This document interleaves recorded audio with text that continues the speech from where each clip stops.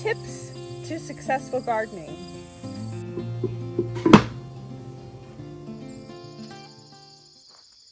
Hi everyone. I hope you join me today. I'm going to be sharing with you some of the lessons that I've learned in my garden this year and a very easy refrigerator dill pickle recipe, and then just a gentle walk in the woods. So come along.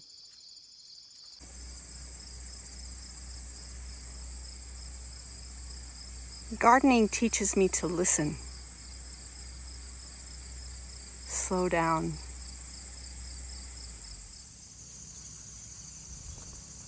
to be observant, not just with my eyes, but with my senses. It's as if the plants bring out that sixth sense in me and help me to be more sensitive and keen and aware of my surroundings.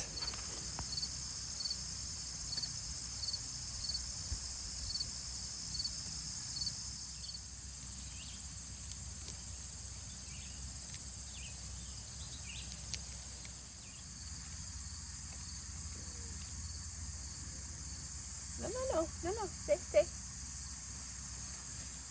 Well, fingers crossed that no groundhogs come back to the garden.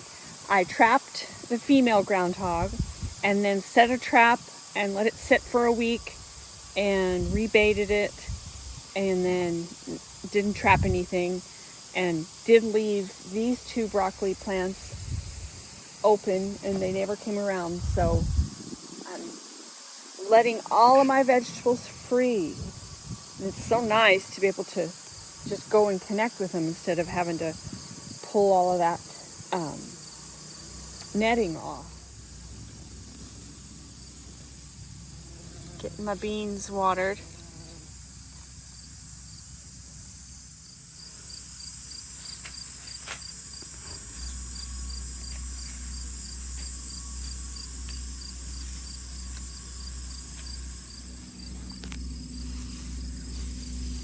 Don't you love applying mulch? Feel like you're taking care of your babies, like you're tucking them into bed. So now I successively sowed the lettuce. So this is the crop that the groundhog trimmed up. It's coming back nice. And then I've got a row of this deer tongue is what it's called. And then this is just a mixed lettuce blend, and then another row coming up. So I should have some till frost. Here. My lettuce bed.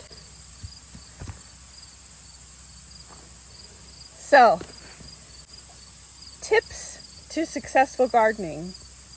I think the number one is passion.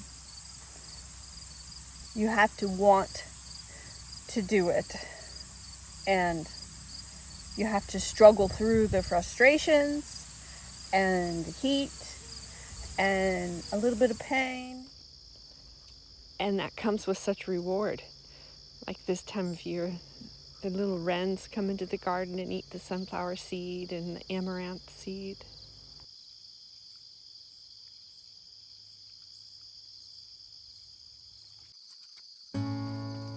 So you know that song by the Rolling Stones, you don't always get what you want, but you get what you need. And that really applies in gardening, because you can plant extra, for the groundhogs and the bugs and the unpredictable weather, because in times of drought, you're going to get less vegetables. And when I'm harvesting what I do get, I find myself very grateful because of the challenges that I've encountered along the way. And it's humbling. And it's also life affirming that, life persists no matter what sometimes.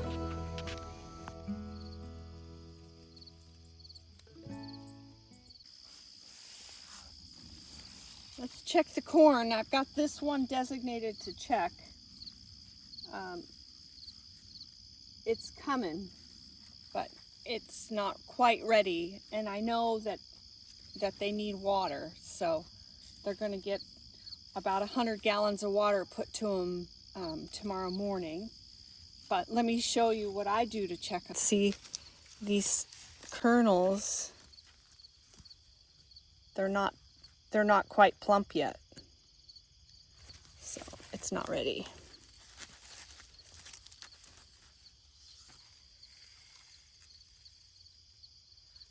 But they need water.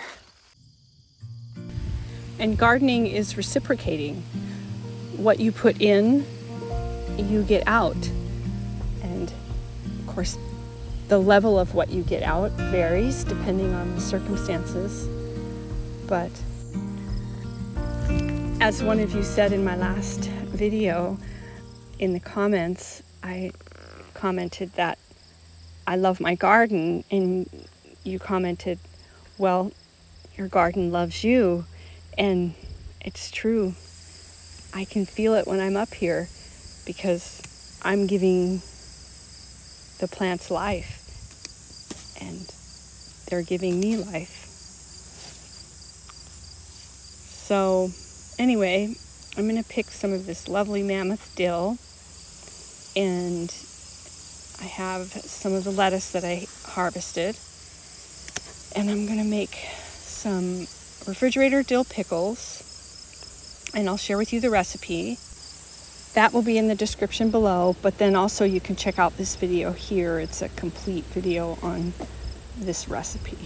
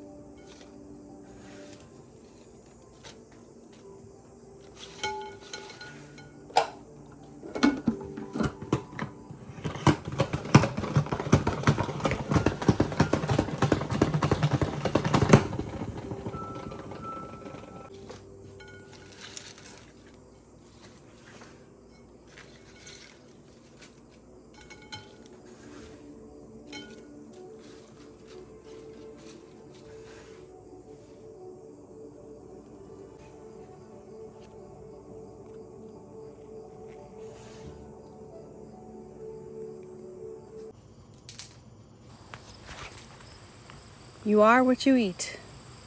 So I guess I'm a lettuce plant, and a radish, and a squash, and a green bean. How nice. After all, we are one.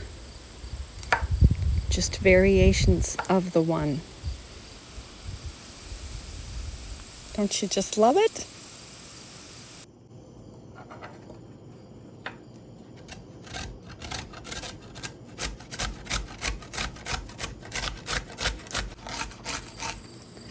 So, if I am what I eat, then my garden is what it eats. So I always make sure to test my soil every year to see what it needs and then amend it accordingly. And it makes a big difference.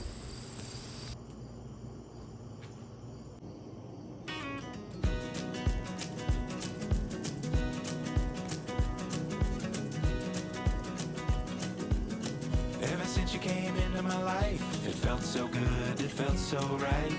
You bring the sun on cloudy days, all the birds sing your praise. Do, do, do, do, do, do, do. It's your face, your laugh, the way you hear music and the way you dance, but it's your soul that sings to me. I'm here to hold your heart. It's the sweetest gift that I will not drop, and I promise to always stay true. Yeah, I love you so. I love you so. Don't you know, don't you know, no, no, don't you know, don't you know, don't you know, no, no, that I love you so.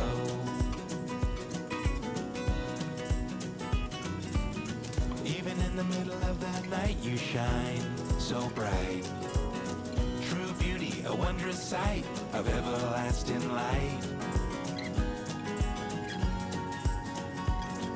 We're stronger together, we can't be beat. Lift each other up when we feel defeat. Forever and ever, we're living a dream, side by side.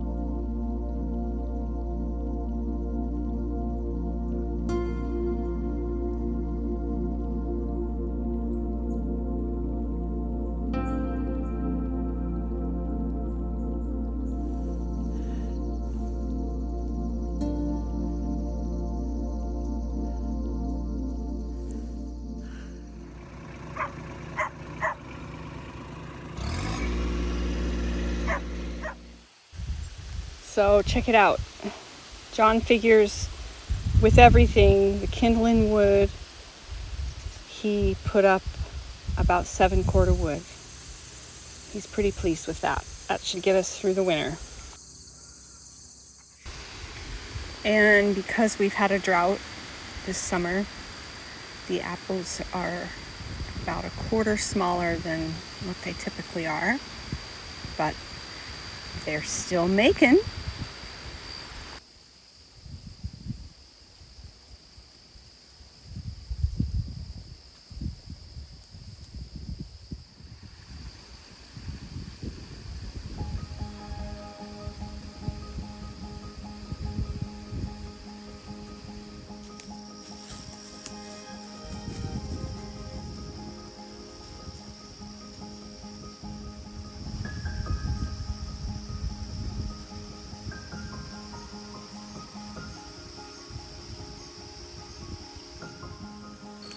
These are dewberries, and they're typically quite prolific and about the size of your pinky nail maybe, but with the drought they're quite small and not as prolific.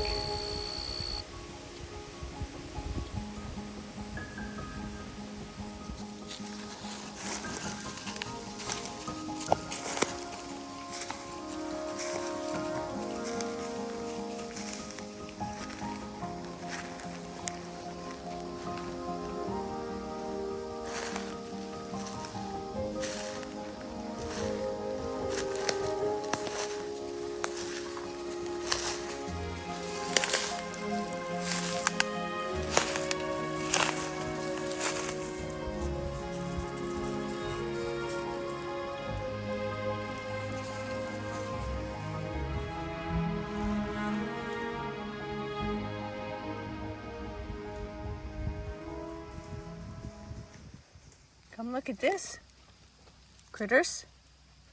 I think that's a moose. It's hard to say, when they step in the mud, but the deer here are pretty small. But this shows you how dry it's been. This was part of the beaver dam that they had created, and usually it's full of water. And all of that out there is dry. There's probably a little bit of water way over by the dam.